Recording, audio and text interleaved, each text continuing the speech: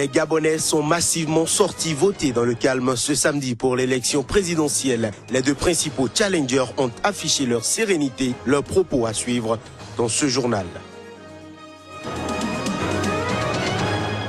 Au Burkina Faso, atelier du réseau des organisations des jeunes leaders des Nations Unies. Le compte-rendu de notre correspondant à Ouagadougou à suivre dans un instant.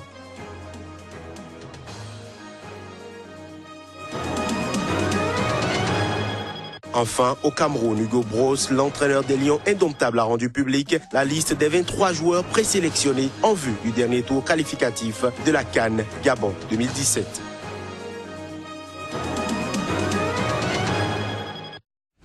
Voilà pour le sommaire de cette nouvelle session de l'information. Bienvenue, bonsoir. Les Gabonais sont finalement massivement sortis voter ce samedi pour l'élection présidentielle opposant principalement le chef de l'État sortant Ali Bongo Ondimba et son principal rival Jean Ping. Les bureaux de vote ont commencé à fermer vers 18h30 local, soit 17h30 GMT, clôturant ce scrutin. La sérénité reste de mise dans les deux principaux camps. Suivons les impressions des deux gros challengers à ce scrutin, Jean Ping et Ali Bongo Ondimba. Écoutez, le jour de gloire est arrivé. Nous nous préparons, comme vous pouvez le constater, à célébrer la victoire. Pourquoi vous pensez que c'est vous qui allez gagner? Parce que je suis le plus beau et le plus... Si vous connaissez bien le pays, vous savez qu'il y a un rejet total de nos adversaires. Maintenant, en face, ils préparent la triche, c'est à vous d'être vigilant. Oui, je suis serein, bien sûr. J'ai passé une bonne nuit. La confiance? Oui, j'ai confiance. J'ai fait une bonne campagne. La loi portant code électoral s'impose à nous tous.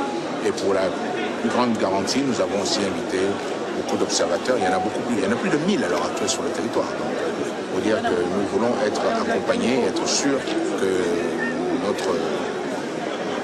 notre processus va être bon, clair et transparent. C'est exactement ce que nous souhaitons. Et dans la même veine, les Gabonais vivant au Burkina Faso, à l'instar de leurs compatriotes restés au pays, ont également voté ce samedi à Ouagadougou. Le scrutin s'est déroulé d'une manière générale dans le calme, sous la supervision des représentants de la majorité et de l'opposition. Reportage à Ouagadougou pour Sika TV, Claude Romba.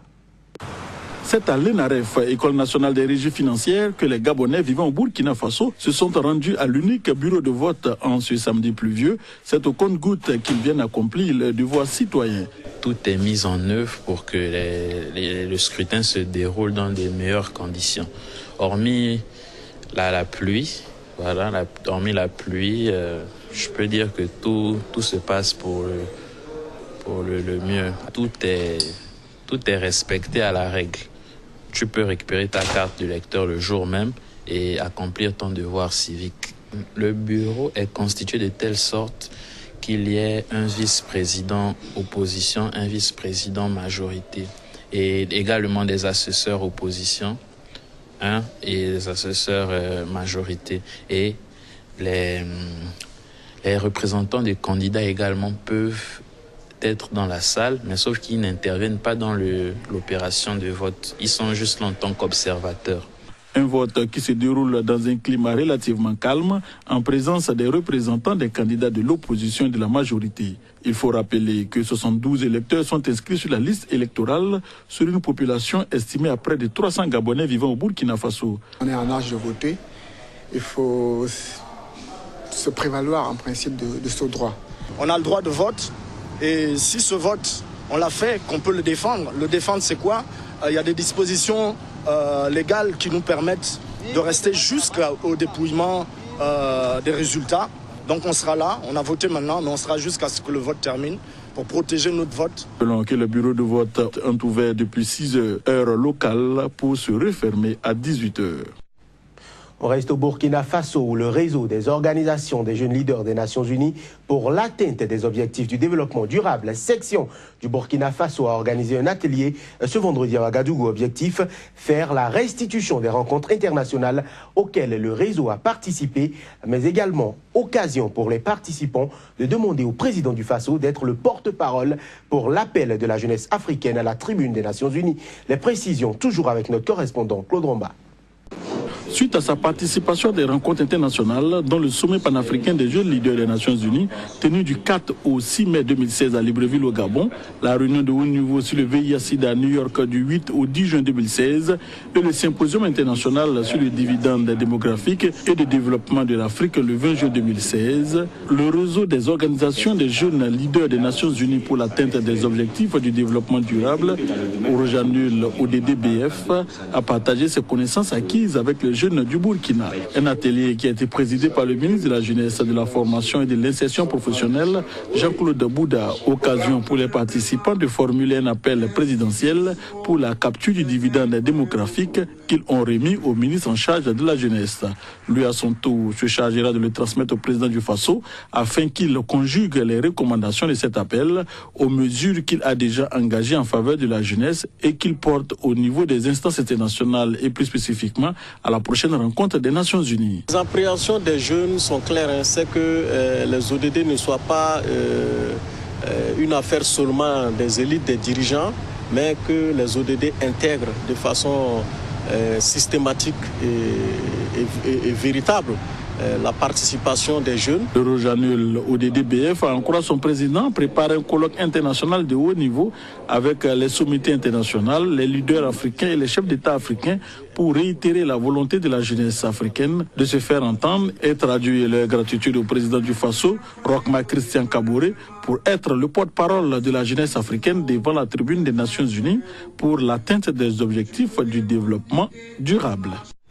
En Tunisie, le vote de confiance du Parlement a été conquis ce vendredi soir par le gouvernement d'union de Youssef Chahed. Mais son gouvernement va devoir s'armer de courage pour relever les défis socio-économiques et sécuritaires qui l'attendent. Les images. Au terme d'une longue journée de débat à l'Assemblée des représentants du peuple, le vote de confiance des députés met fin à près de 3 mois de tractation. Youssef Chahed, le nouveau Premier ministre, un libéral de 41 ans, a dans un discours offensif prononcé à l'ouverture des débats justifié la nécessité de son gouvernement d'union en dressant un sombre diagnostic économique et social. Très applaudi au terme de son intervention, le chef du gouvernement, dans un souci de transparence, a noté que ses ministres publieront sous 15 jours leur patrimoine après une série de corruptions ayant éclaboussé le pays. Malgré la transition démocratique, Youssef Chahed est le 7e Premier ministre du pays en moins de 6 ans. Pour nous, ce n'est pas un gouvernement d'union nationale. Nous l'avons exprimé lors des interventions des membres du groupe parlementaire Al-Hurra. Nous avons vu qu'il y avait beaucoup de quotas partisans, beaucoup de copinage, si on peut le dire.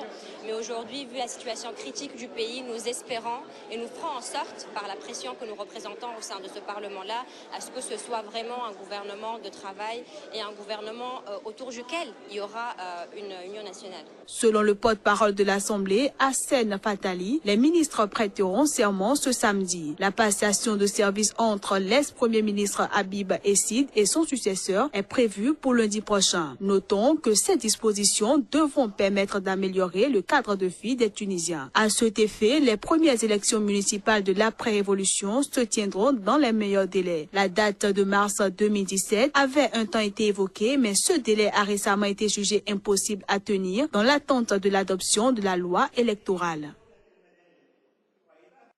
En bref et en images, le nouveau Premier ministre tunisien Youssef Chahed et les membres de son gouvernement d'union nationale ont prêté serment ce samedi lors d'une cérémonie au palais de Carthage. La nouvelle équipe gouvernementale prendra ses fonctions lundi prochain après une cérémonie de passation de pouvoir entre l'ex-Premier ministre Habib Essid et son successeur selon l'Assemblée des représentants du peuple. Youssef Chahed devra s'atteler en urgence aux nombreux défis économiques, sociaux et sécuritaires du seul pays rescapé des printemps arabes. Rappelons que ce nouveau gouvernement a obtenu le vote de confiance du Parlement avec 168 voix sur un total de 217 membres. Cette édition se poursuit. 4 soldats tchadiens ont été tués lorsque leur véhicule a sauté ce vendredi sur une mine dans la région frontalière avec le Niger. Cette attaque a été perpétrée dans la zone où le groupe islamiste nigérian Boko Haram mène régulièrement ses attaques contre des militaires. Les pays riverains du lac Tchad, le Nigeria, le Niger et le Cameroun, auxquels s'est joint le Bénin, ont formé une force régionale pour lutter contre ces djihadistes nigérians. Notons que le groupe a continué de multiplier les attentats suicides meurtriers et s'est retranché dans ces zones difficiles d'accès comme les îles du lac Tchad ou la forêt de Sombissa à la frontière entre le Cameroun et le Nigeria. Mesdames, Messieurs, cette édition se poursuit au Togo. À présent, des mesures d'urgence ont été prises par le gouvernement pour lutter contre le virus de la grippe aviaire. Des foyers de ce virus ont été détectés dans des élevages de volailles de la capitale Lomé. Selon la radio d'État, ce samedi, plus de 11 300 poulets ont déjà péri dans les foyers d'infection de ce petit pays d'Afrique de l'Ouest, mais aucun cas humain n'a été recensé. Le gouvernement a fait incinérer les volailles mortes et on a fait abattre d'autres afin d'éviter une propagation du virus H5N1. Le ministre de l'Agriculture, Ouro Koura Agadazi, a annoncé que les autorités allaient également procéder à la destruction d'œufs et de stocks de grains dans certaines habitations et à l'inspection des marchés. Nous ouvrons à présent une page sport dans cette édition. Au Niger, retrouve triomphal à Niamey du médaillé d'argent aux Jeux Olympiques de Rio. Abdul Razak Issoufou Alfaga a remporté cette médaille en taekwondo dans la catégorie des plus de 80 kilos. Il a reçu un accueil digne d'un champion. Ce reportage est de notre correspondant au Niger, Abdul Karim Mahamadou. C'est un héros national qu'Abdourazak Issoufou Alfaga a été accueilli à l'aéroport international Djori Amani de Niamey, à la passerelle du jet spécialement affrété par le chef de l'État pour le ramener de Lomé en provenance de Rio, plusieurs membres du gouvernement. Alfaga est en effet revenu avec une médaille d'argent en taekwondo dans la catégorie de plus de 80 kilos. 44 ans après celle en bronze ramenée des Jeux Olympiques de 1972 à Munich en Allemagne par le boxeur Issa Kadabouré, qui était aussi de l'accueil d'Alfaga. Après les congratulations, séance de démonstration de quelques pratiquants, le cortège s'est ébranlé dans la ville où le jeune héros a eu droit à un accueil populaire jusqu'au palais des sports pour une cérémonie officielle et où l'attendait le président de la République. Issoufou Mahamadou a salué le vice-champion olympique qu'il a élevé au grade d'officier de l'ordre du mérite du Niger. Ensuite, décrypter le message que cette victoire suppose pour le peuple nigérien et sa jeunesse. J'espère que la jeunesse nigérienne décodera ton message. Le message du succès au bout de l'effort. Très ému, Issoufou Alfaga a remercié le peuple nigérien et le président Issoufou Mahamadou pour le soutien dont il a bénéficié. Je dis merci au président de la République qui a assuré toute la jeunesse nigérienne. Aujourd'hui, Inch'Allah, la jeunesse, je sais qu'on va mettre le paquet pour défendre notre pays. Dans une semaine, Alfaga s'envolera pour l'Allemagne. Il va rejoindre son centre de formation. Pour lui, 2020 c'est demain et son objectif c'est la médaille d'or aux Jeux Olympiques de 2020 de Tokyo. Je l'annonçais en titre, au Cameroun, l'entraîneur des Lions indomptables, l'équipe nationale de football, le Belge Hugo Bross a rendu public la liste des 23 joueurs présélectionnés en vue du dernier tour qualificatif de la Coupe d'Afrique des Nations Gabon 2017, un match qui se jouera le 3 septembre prochain à domicile contre la Gambie, suivi d'un amical contre le Gabon le 6 du même mois. Reportage Alphonse Narcisse Oum. Dernière journée des éliminatoires pour la Coupe d'Afrique des Nations de football Gabon 2017. Le sélectionneur des Lions indomptables Hugo Bross fait tourner son effectif. Face à la Gambie le 3 septembre prochain à Limbé dans le sud-ouest du Cameroun, le patron de l'encadrement technique des Lions a injecté 4 joueurs locaux dans la tanière. Il s'agit d'Olivier Mbaïzo, Pouati Moïse de l'Union sportive de Douala, Framboya d'APGS de Fou et Aaron Mbimbe de Coton Sport de Garoua, qui seront aux côtés des 19 autres joueurs qui évoluent dans les championnats les plus huppés en Occident. C'est une liste assez révolutionnaire. L'on a constaté que le coach du Cameroun, l'entraîneur du Cameroun, n'a pas invité certains cadres, à l'occurrence de Aboubakar Vincent, et a donné beaucoup plus la chance à certains jeunes qui sont en train de montrer. Nous pensons que c'est une liste ou alors une convocation qui mérite d'interpeller plus d'un pour qu'on sache que l'équipe nationale du Cameroun, en réalité, est en reconstruction. Donc la liste que le coach a pu prononcer, nous sommes fiers et nous attendons vraiment les résultats. L'autre grande curiosité dans cette liste de 23 joueurs, c'est la présence de 3 nouveaux joueurs. Singande Nganju, ancien joueur de la PGS de Yaoundé, est bien connu du public camerounais. Par contre, Ndip Tambe est aux oubliettes. On note le retour en sélection de Tony Chani et de celle de Mokanjo. Pas de hiérarchie bousculée chez les gardiens de but. Le refus de 10 Carlos Kameni en mai dernier de rejoindre les Lions en Nantes conforte plus que jamais Fabrice Ondoa dans son rôle de numéro 1 pour la rencontre du 3 septembre et du 6 à l'amical contre le Gabon au stadium de Limbé. Ce sera tout pour ce journal. Merci de nous rester fidèles.